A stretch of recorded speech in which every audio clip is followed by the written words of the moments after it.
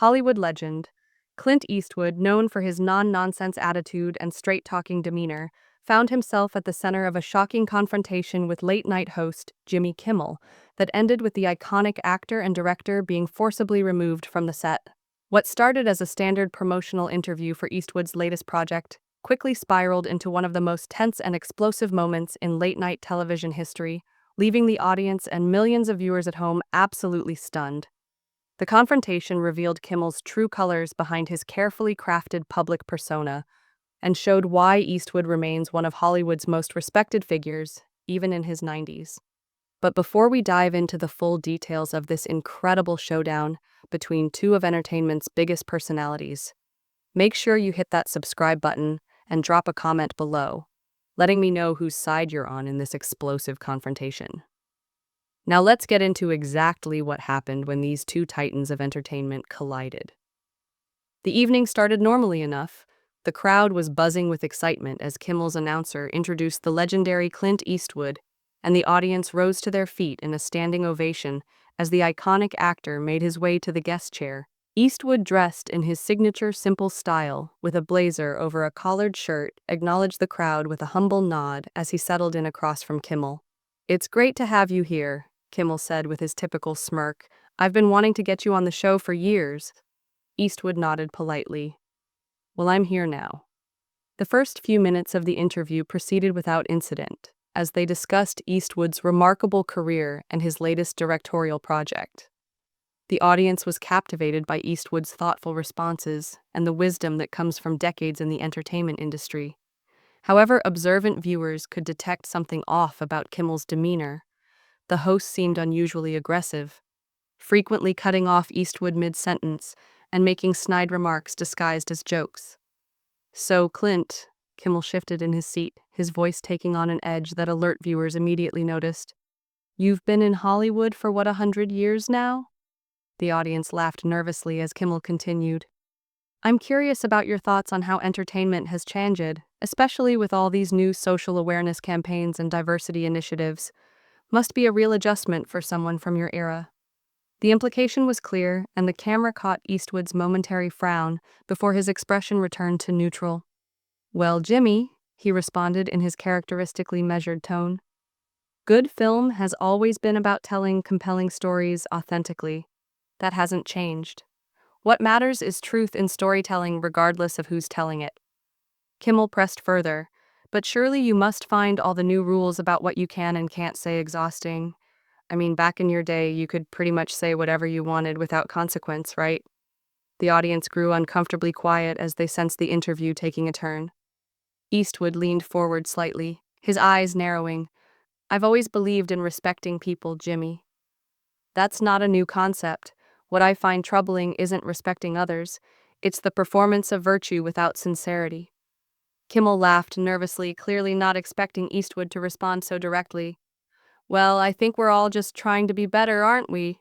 he said, attempting to steer the conversation back to safer territory. "Let's talk about your new film." "Sure," Eastwood agreed. "But I'd like to finish my thought first." The tension in the studio became palpable. Kimmel's face tightened as he realized he was losing control of the interview. "We actually need to take a quick break," he said, forcing a smile. "We'll be right back with more from Clint Eastwood."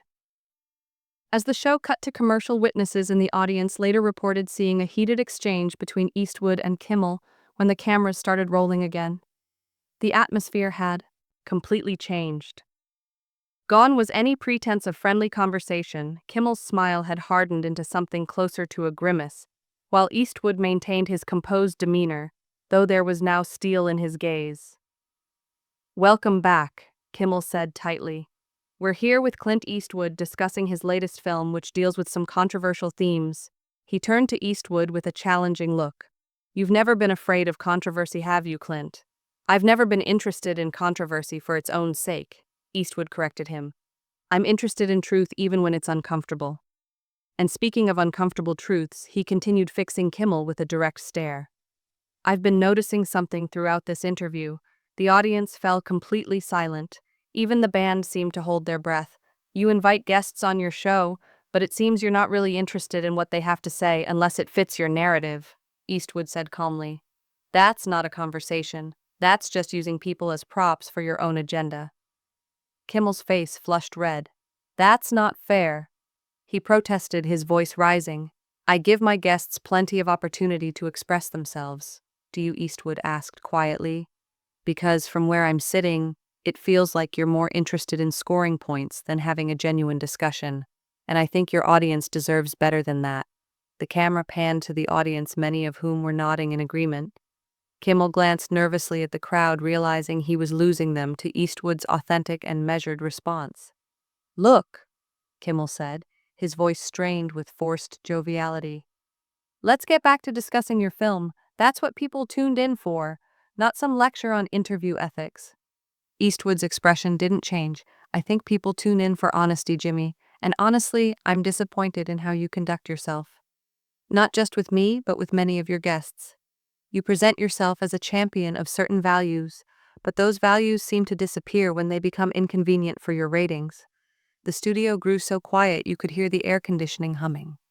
Kimmel's producer could be seen frantically signaling from the sidelines, but the host was too focused on the unexpected confrontation to notice.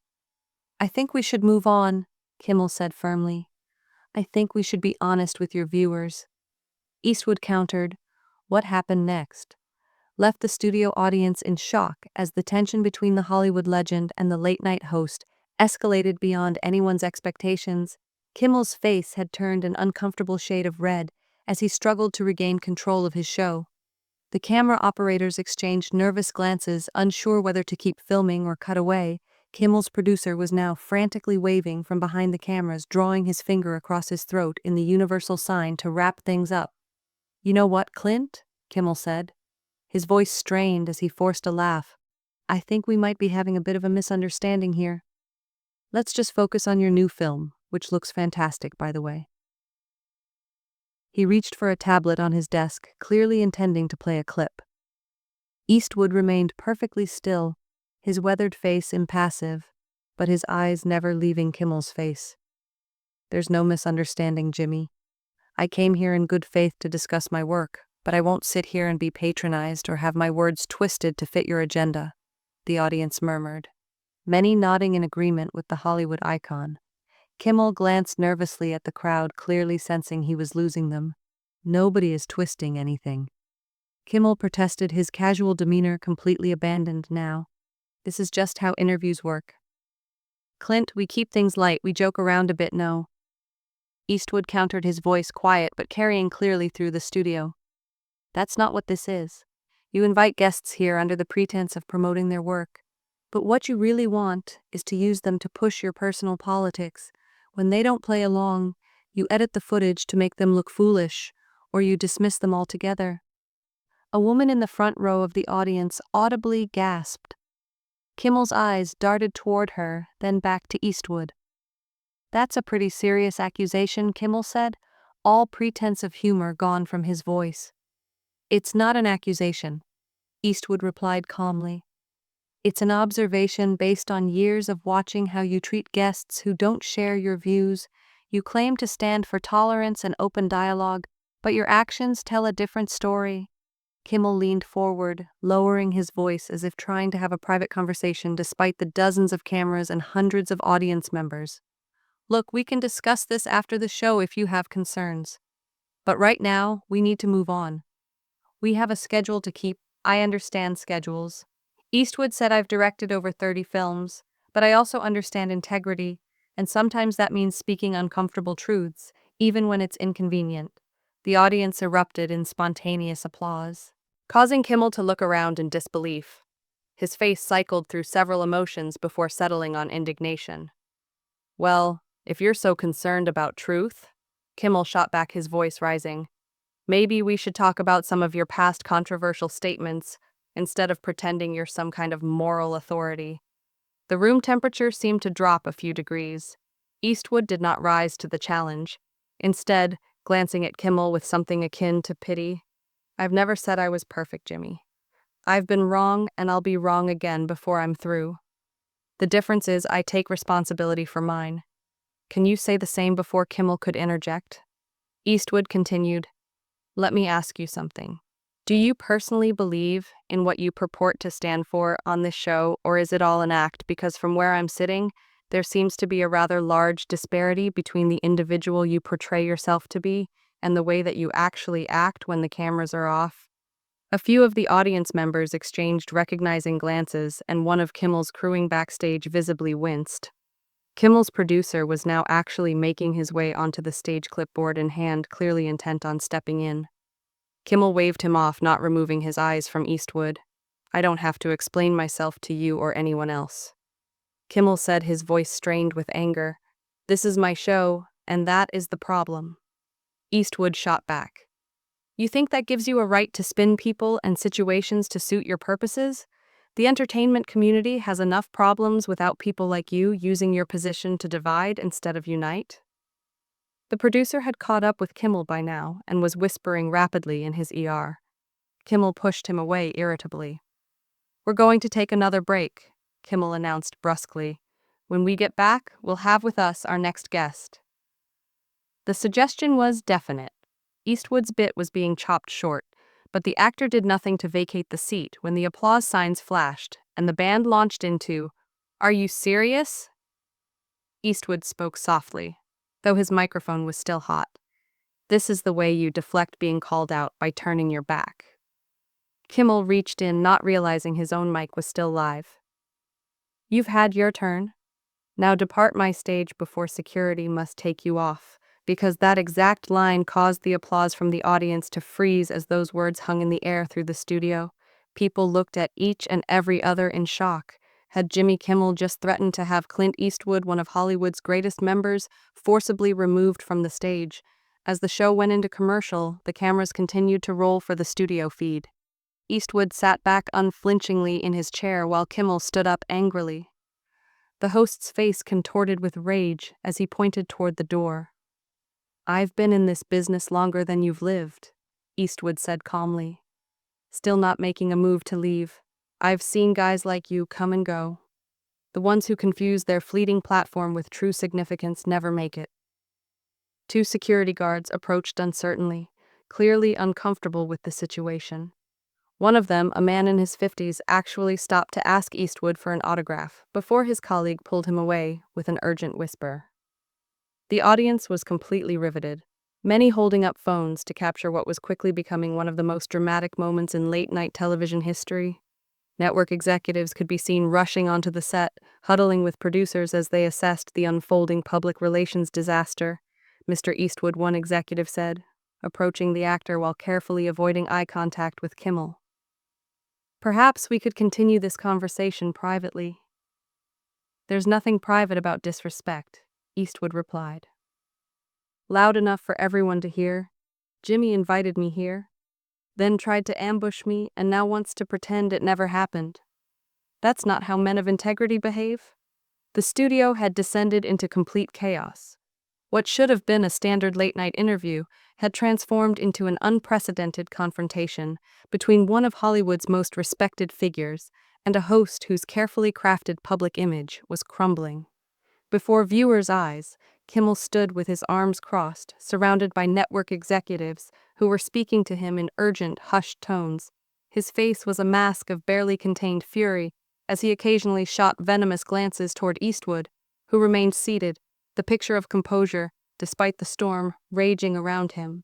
Members of the audience were openly discussing the situation among themselves, many expressing support for Eastwood. "He's saying what everyone's been thinking for years." One audience member was overheard telling another social media was already exploding with clips of the confrontation that audience members had managed to capture and upload before producers could intervene. One of the executives finally approached Eastwood, his expression a mixture of respect and apprehension. "Mr. Eastwood, we apologize for this unfortunate situation. Perhaps we could reschedule your appearance for another time." Eastwood looked up at the man with clear, unwavering eyes. "This isn't about my appearance. This is about integrity in journalism and entertainment. Jimmy presents himself as a truth teller, but he only tells the truths that serve his interests and narrative." Kimmel, overhearing this, broke away from his huddle of advisors. That is absolutely not true. He snapped his voice, carrying across the set. I have consistently stood up for what I believe in even when it was difficult. Standing up for what you believe in isn't impressive when you're only doing it because it's popular or profitable, Eastwood responded, his voice steady. True courage is standing up for principles even when there's a cost. When was the last time you took a position that might actually cost you something, Jimmy? The audience murmured in agreement. Kimmel's producer was frantically signaling to cut the studio feed. But the damage was already done. Dozens of phones were recording, and what was happening would be impossible to contain. You know what Kimmel said, visibly struggling to control his temper. I don't need to be lectured about integrity by someone who made their career playing violent vigilantes and talking to empty chairs. A collective gasp went through the audience.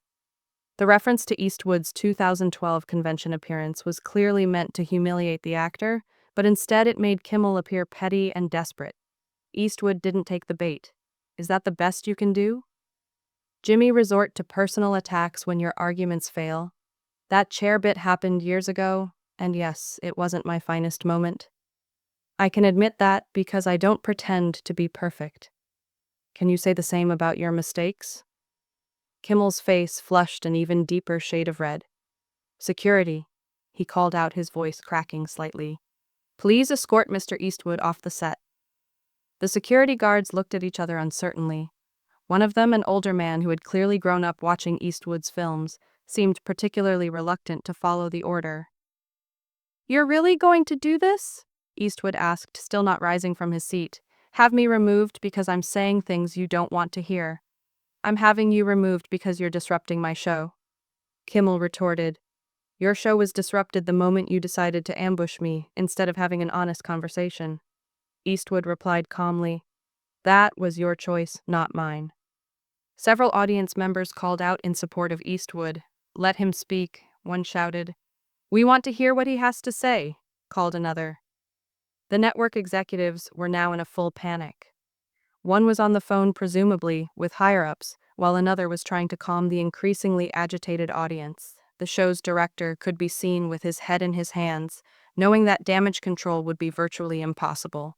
Kimmel, realizing he was losing control not just of his guest, but of his entire audience, made a last desperate attempt to salvage the situation. Look, Clint, he said, forcing his voice into a conciliatory tone. Clearly, we've gotten off on the wrong foot here. Why don't we both take a breath and start over? Eastwood regarded him thoughtfully. I appreciate the offer, Jimmy, but I think we're past that point now. You've shown your true colors, and I suspect many people watching have seen something important tonight. This isn't about you and me having a disagreement. It's about the broader culture of inauthenticity that's infected our media landscape. Oh, give me a break. Kimmel snapped, his attempt at reconciliation evaporating instantly. This whole moral authority act is getting old. You're not some guardian of truth. You're just another celebrity with an opinion. You're right about one thing. Eastwood agreed. I am just a man with an opinion. The difference is, I don't pretend my opinion is the only valid one, and I don't try to silence those who disagree with me. By now, several audience members had stood up, some applauding Eastwood's words.